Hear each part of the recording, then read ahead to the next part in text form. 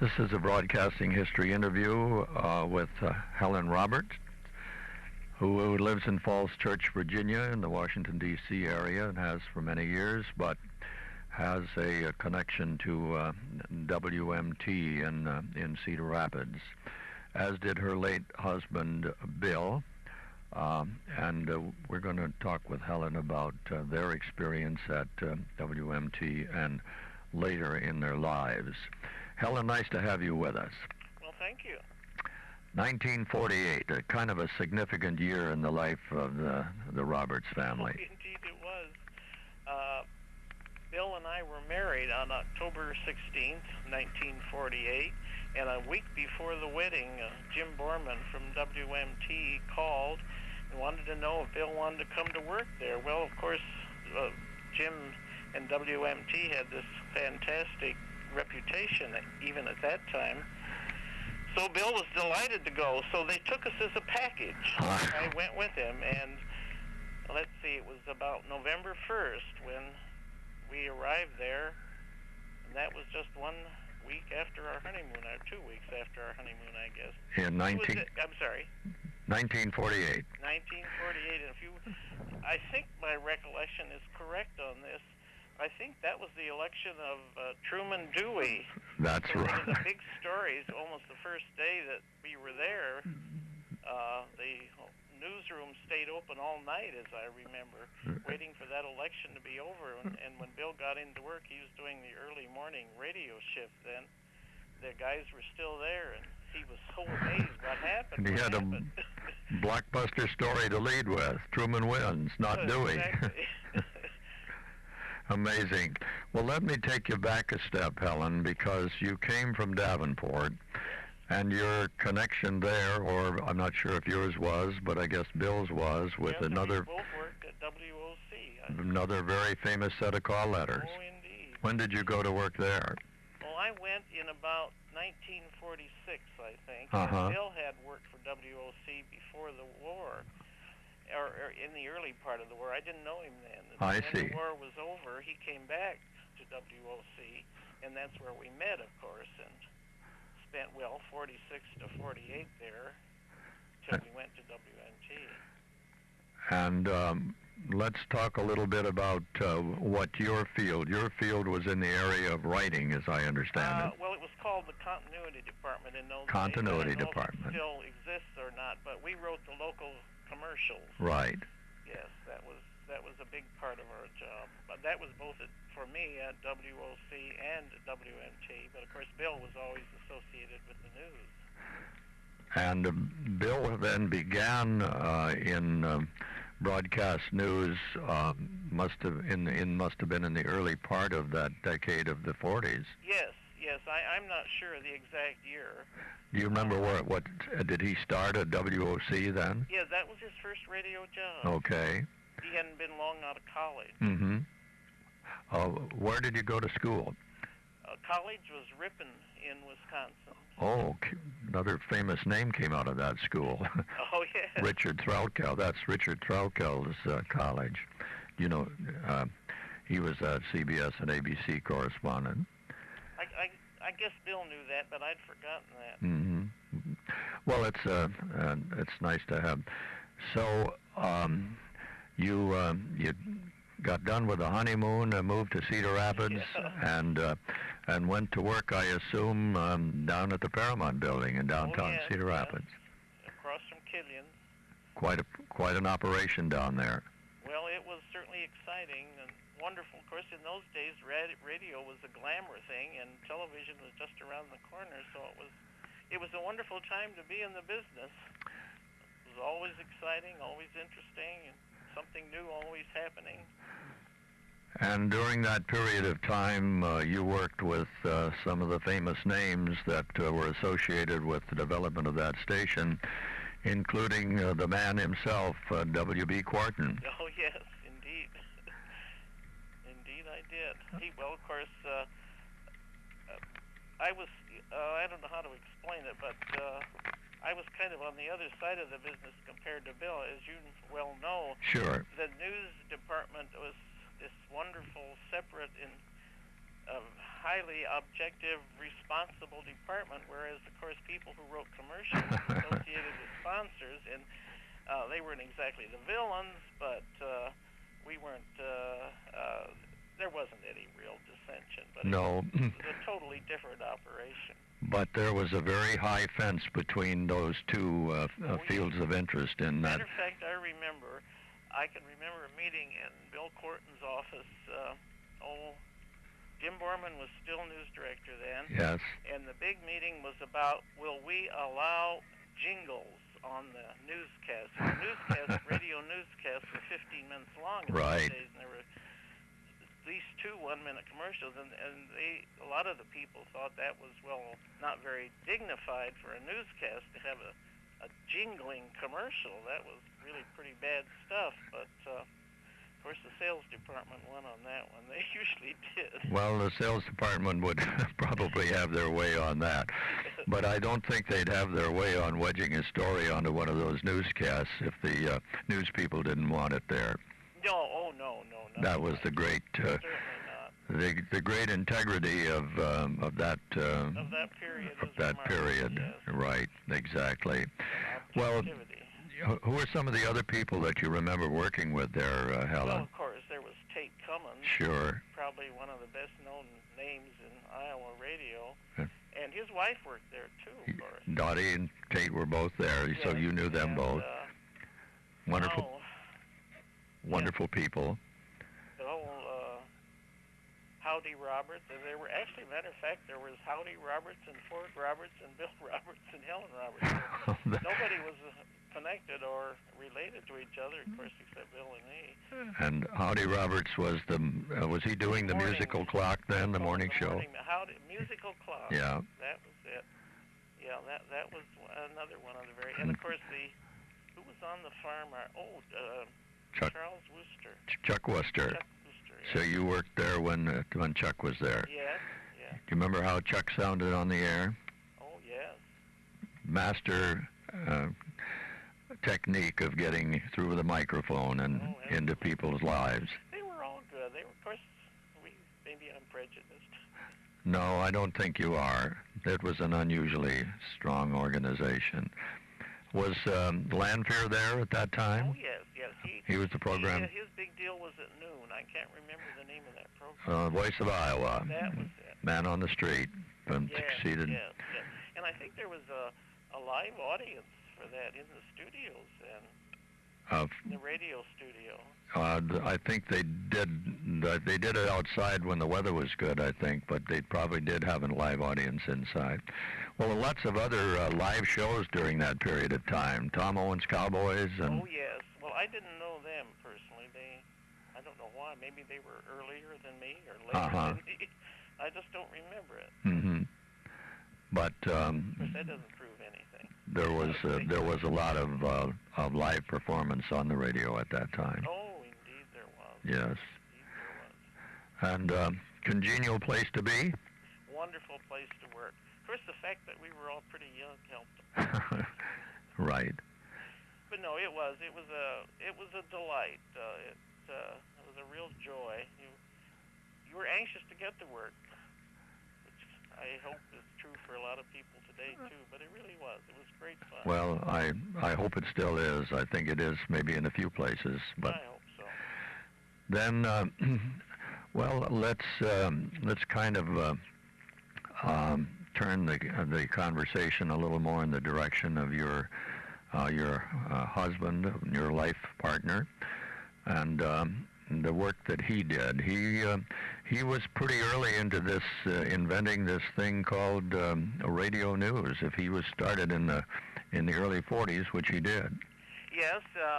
As a matter of fact, at WOC it was a combination of news, and I think he did some sort of routine announcing too. Mm-hmm. Whereas when we went to WMT, then it was strictly news. And that's... And of course, as we mentioned earlier, news was 15 minutes in those days. A morning or a introduction, 30-second introduction, and then a minute commercial, and then so much. I was, one of those things. Getting back to those days, I'll bring myself back into it. Yes. I was the voice of Killian's. Oh, you were. for a while. Jean Joyce, Killian's personal shopper. Oh, I remember that name. I don't think I ever heard you do it, but I did. Well, we're getting back into Jean Joyce had a number of personas. But it was one of the enjoyable parts of that period. Sure. Bill would be doing the news, and I could say, and now here's Bill Roberts for the most complete news in Iowa radio. So you got to introduce him. Yes. That was a great experience, yes, wasn't it? It was a lot of fun. Worked together. Well, see, we're back to television, or did we start on television?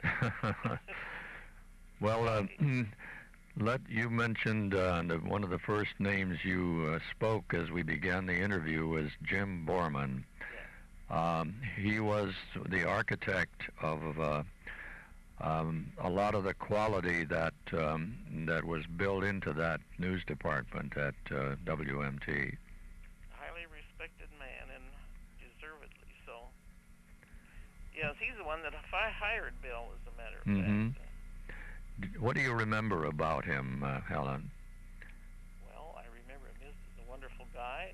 He had a wonderful wife, a good family. Of course, in my work, I wouldn't deal with him. No, of course not. Right. But I know Bill thought the world of him. Had a high regard for him. Oh, indeed. Yes. Well, and again, his reaching out to bring Bill into that organization, I think, suggests again who he was and the direction he was taking broadcast news at that period of time, which was into independent gathering and reporting of the news on radio. Oh, yes. Remember who else was on the news staff at that particular time? Well, there was Howard Anderson. Okay. Dick Finn. Let's see. Well, I was looking at a picture the other day. I should have kept it out. There was WMT won a lot of awards in those days, and I had a picture of them taken with Dick Cheverton was one of them. Dick came in as Borman's successor. Wasn't he there before? Well, I guess I didn't remember that correctly. Well, you know more. I shouldn't speak. I knew he became Borman's successor. Was he at the station before he was appointed news director? He was. But okay. I wouldn't. You're not certain about that? No, I'm not. I never knew quite what the sequence was on that. Well, I knew he followed Jim as news director, but I didn't know whether he was there before or not. And I guess I really don't know either. But that is so. Actually, Bill would have concluded his tour at WMT under Cheverton, because I think Borman left in '51, didn't he? Yes. Right. Well, you're downtown in the Paramount Building, and a lot of eastern Iowa swirled around those 600 kilocycles, and some of southwestern Wisconsin and northwest Illinois. Reached an awful lot of people's lives through that radio station. Oh my, yes. You could travel almost in any direction and say WMT, and immediately everybody knew what you were talking about. Right. Matter of fact, that reminds me of one of the things that Bill did when he would do commencement addresses for some of the high schools. Oh, yes. In that whole area. That, I think, or maybe that was after television. Well, anyway, he did them one time or another. Quite a few of us had our turn at doing that, but not surprised that he did. Well, in the meantime, after you left WOC in about a year, they put the first Iowa television station on the air down there.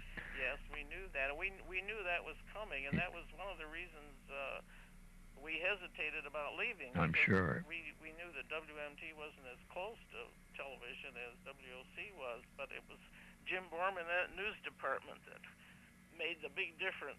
That's saying a lot. Yep. That's saying a lot. Well, as a matter of fact, WMT and all the rest of Iowa except WOI got caught in that 4-year freeze, so it was... I knew there was some problem. I didn't remember the FCC froze applications right after they had granted the WOC and WOI licenses, and There were no more issued until late '52, and that was then what was sort of the next chapter in the history of the experience that you and Bill had. They began building a television station out there on Old Marion Road, called it Broadcast Park. Yes, it was. I think it was built before they actually went on the air. Yes, it was. Yeah, it was. Mm-hmm. And Bill went out there. I stayed in radio, and Bill did he was the first anchor man. He did the noon news and the 6 o'clock news. I think both were a half hour, with the scheduling pretty much as it is today, with news, weather, and sports. But the thing that most young people don't realize today, everything was absolutely live in those early days, including the commercials. Right. All they had were pictures and slides, and that was it. It was a pretty crude operation. Well, it looked great to us. I can remember people of that era. Oh, yes, of course. Lord, we'd stay up and watch the test pattern. Absolutely, if you could see it, which we had difficulty doing up in Waterloo because we were out on, way out on the edge of the early television signals. Oh, I didn't realize that. I didn't realize that. Yes. Well, listen, do you remember how it came about that Bill was sort of tapped to do this, the honor of being the first person to do news on Channel 2, WMT-TV? No, I really don't. I just know he decided one day that he'd better, by golly, lose a lot of weight, and he did. But I don't know whether it was let's see, would that have been Cheverton? It would have been Cheverton. Yes, Cheverton would have been the news director. His decision, or whether it was Doug Grant and Quarton too. I don't know how I suspect it was a combination. I suppose. But I remember Bill's delivery and style, and certainly he was a good choice for to make that beginning of what became a very distinguished television news service. Well, it certainly was better hours. When he was in radio, he had to get up about 4 o'clock. He always did the 6 o'clock news on radio and the noon news, and then he got to go home. Right. And then when he got to television, of course, he worked what was almost a normal day from, say, 9 to, well, of course, he did the 6 o'clock news. He would get home till 7 o'clock. But at that time, they didn't have a late newscast. When he first started, I don't think so, no. They just had the 6 o'clock, didn't they? I think that's the way I remember it. And then they, within a relatively short time, I think, this man, Henry Lippold, came along, and they started a... Well, I think he was part of the radio. He was already there then. Before. Yes. Yeah. Yeah. But he was assigned to anchor that. It was a 10:30 newscast, wasn't it? Were we still there then? We probably were. Well, I honestly don't remember. I should. Let's see. I think that no, is a maybe not. Maybe not. When Bill left, Bob Bruner. We left in March '58. March of '58. Yes, I think, they would have started the late news by then. Oh, okay. And, well, so now that Bill has established himself as both a radio and television journalist, you started to look toward some larger venues, and he got a job with a really big name in the communications industry.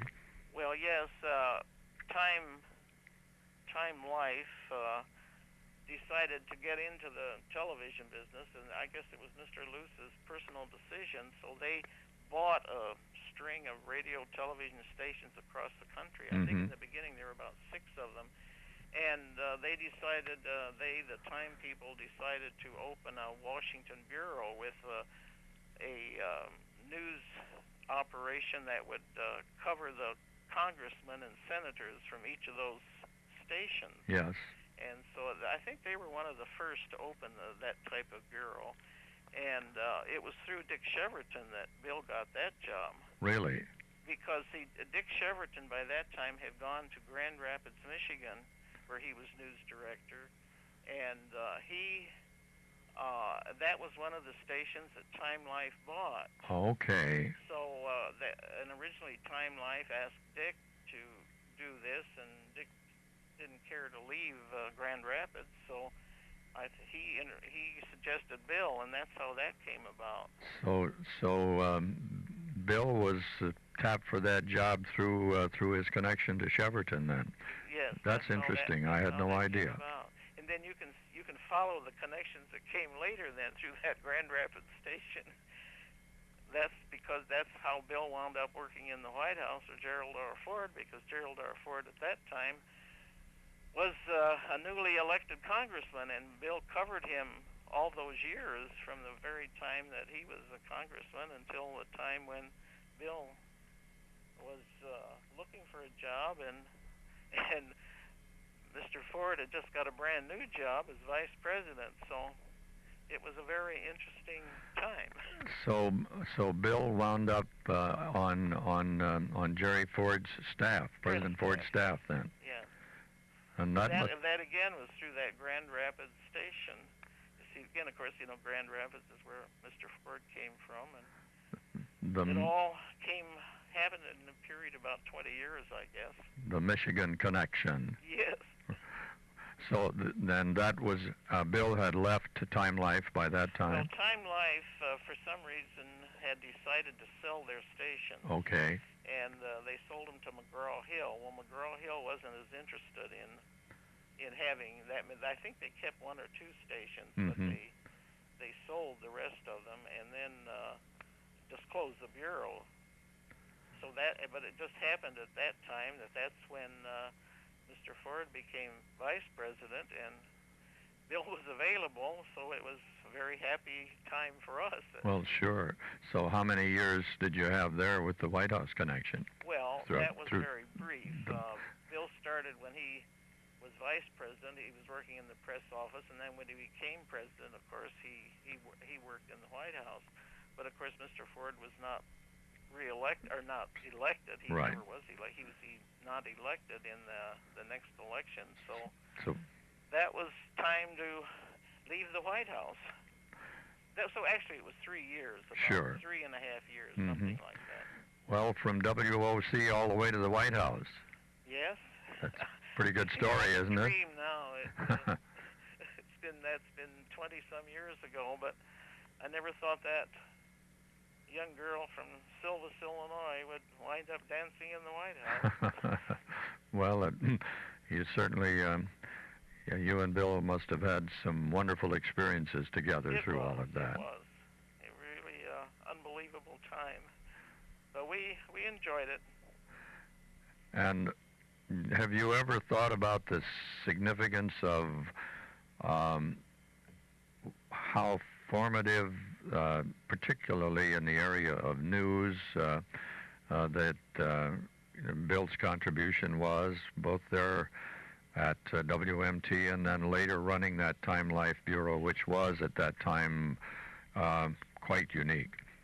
Well, I think Bill learned so much from Jim Borman. I don't know how many times his name came up that Bill would say, yeah, that Jim used to do that. So when he was running his own bureau, he used a lot of what he learned from Jim Borman. But I hope I have this accurately, but I think Bill was one of the first, because there weren't many bureaus like that around at that time. No, he took a tape recorder with him in interviewing these congressmen and senators and whatnot, and then everybody was doing it. Now I may be wrong. No, that, I think you're making. He was one of the first, and but of course, then after the Time Life Bureau started, there were many others that came along too. Well, I think that's a very important point that you just made, Helen. Well, I wish I could I can say that with absolute Oh, certainty. I think you can say it with a fair degree of certainty. If you think back to what we were talking about earlier, those 15-minute newscasts, they didn't have any sound in them other than the sound of the newscaster's voice. There was no tape. That's right. There were no actualities. And so Bill, it sounds as though, was one of the innovators of using actuality sound in producing news stories. Yes, and then, of course, that tape had to be sent on to these stations. Individual ones were done for each station, and then, of course, by this time they're using film, and that had to be rushed out to the airport and flown to the various stations, and the stations ranged all the way from California, Utah, Colorado, Michigan. So I don't know whether, but he was covering. So it was quite a comprehensive thing. Covering quite a broad range of beats right there on Capitol Hill. But that was the part he liked best because he was actually reporting. I mean, he was talking to the people who were making news. Yeah. And getting their response and their reaction to things. Mm-hmm. And, that was his favorite thing. He always enjoyed the reporting and being accurate and objective. I think those were the two main ideals of news in those days, and I hope it still is. Well, I will have to say I wish it still were. Sorry, but well, again, to sort of underscore the role that your husband played in broadcast news, and I think that one of the unique things about Iowa in relation to the development of broadcast news is that he was the fifth Iowan to head the Radio Television News Directors Association when he was elected in 1970. Yeah, I didn't realize that. Well, there's Borman, Shelley, yes, Van Dyke, sure, Sheverton, yes, and then Roberts. Yeah. And we're going to have another Iowan heading that organization in September. Who's that? It's from the same station that Van Dyke came from. His name is Dave Buzek. Well, of course, I would know the names. But the station used to be KRNT TV. It's now called KCCI. Sure. Mm-hmm. Well, that's wonderful. Bill was very proud of that period. I think he felt that he learned what news people should do during that whole period, and it was always very high standards.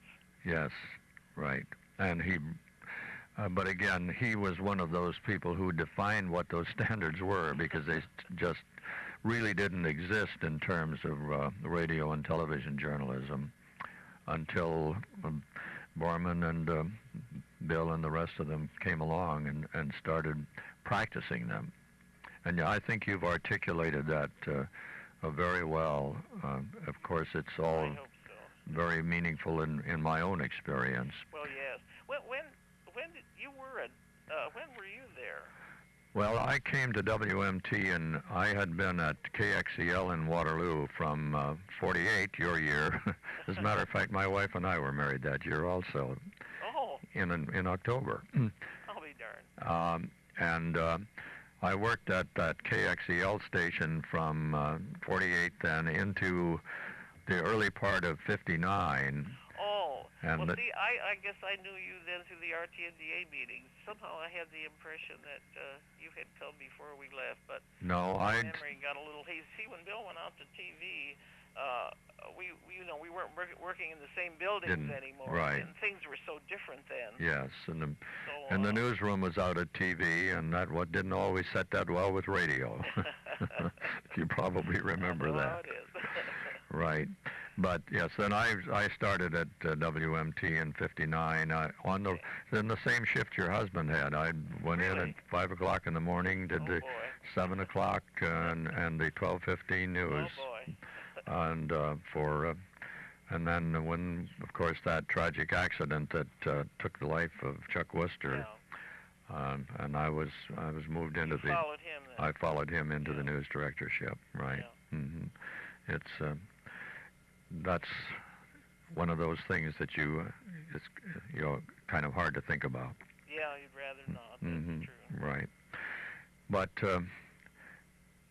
it certainly must have been a fascinating experience for you being there in Washington with Bill in touch with so many people at the high government level and finally winding up in the White House. Yes, it was. It's just one of those things that you now seems almost unreal. Mm-hmm.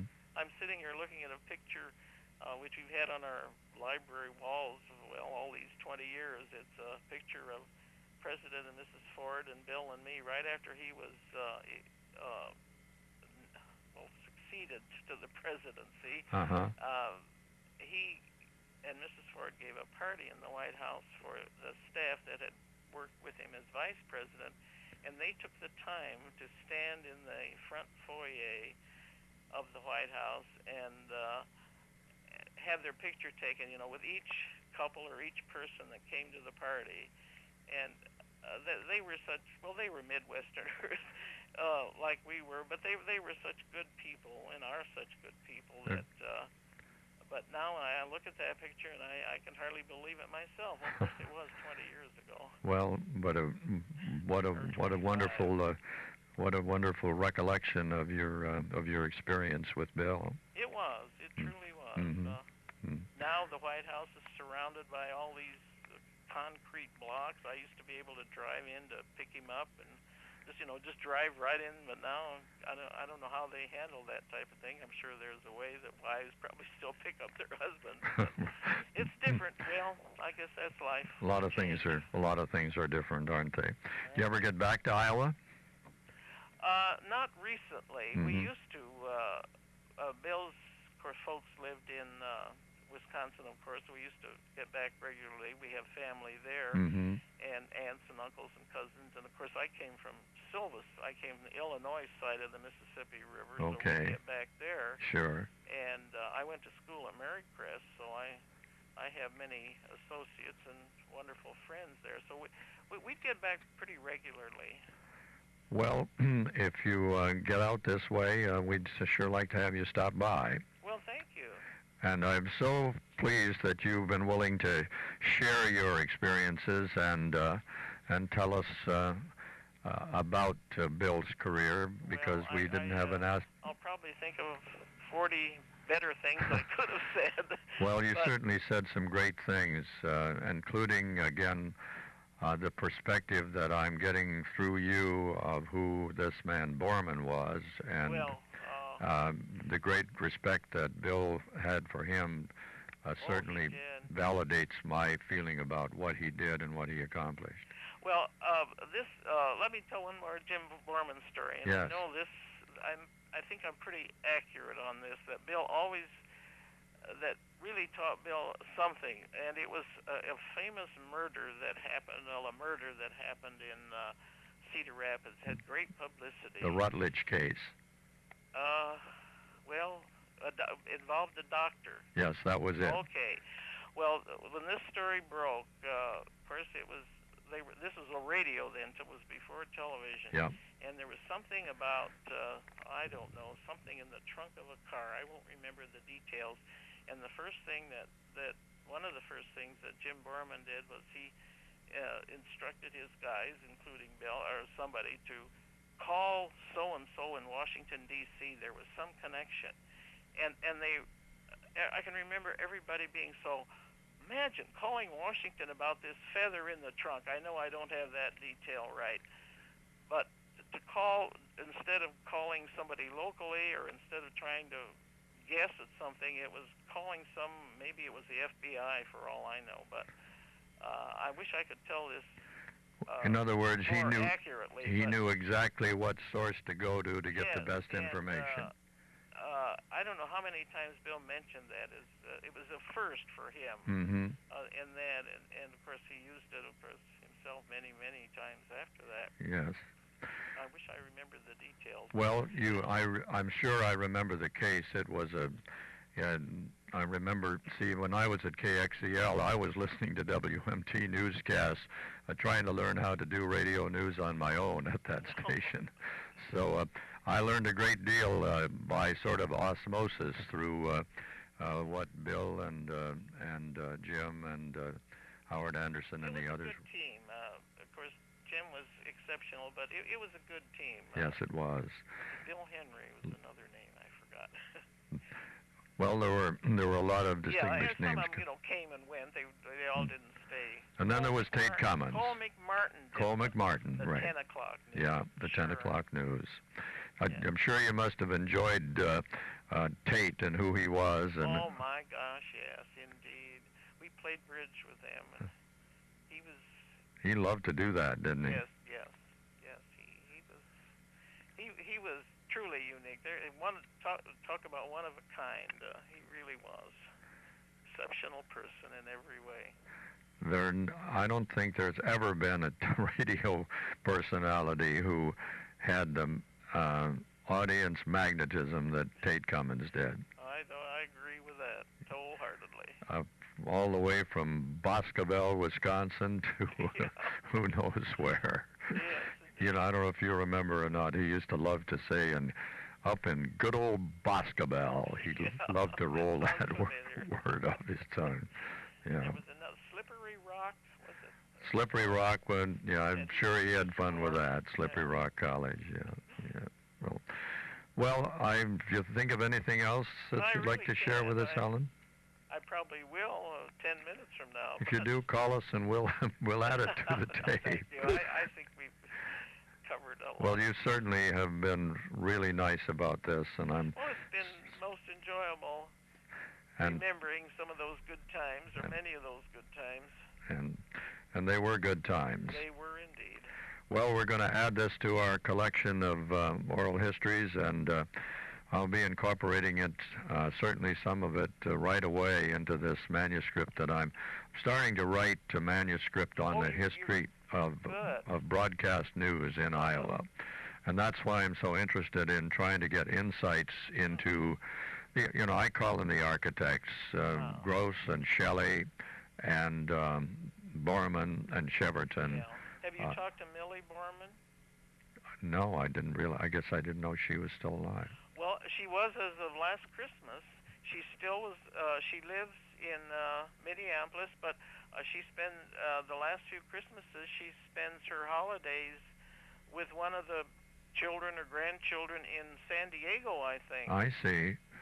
Well, I'm glad you told me that. I guess I wasn't smart enough to think about that. Well, I have her address. Do you? I'll just take the phone with me and go upstairs. All right. I think I have both of them. Now I'm talking about last Christmas, and of course she's older than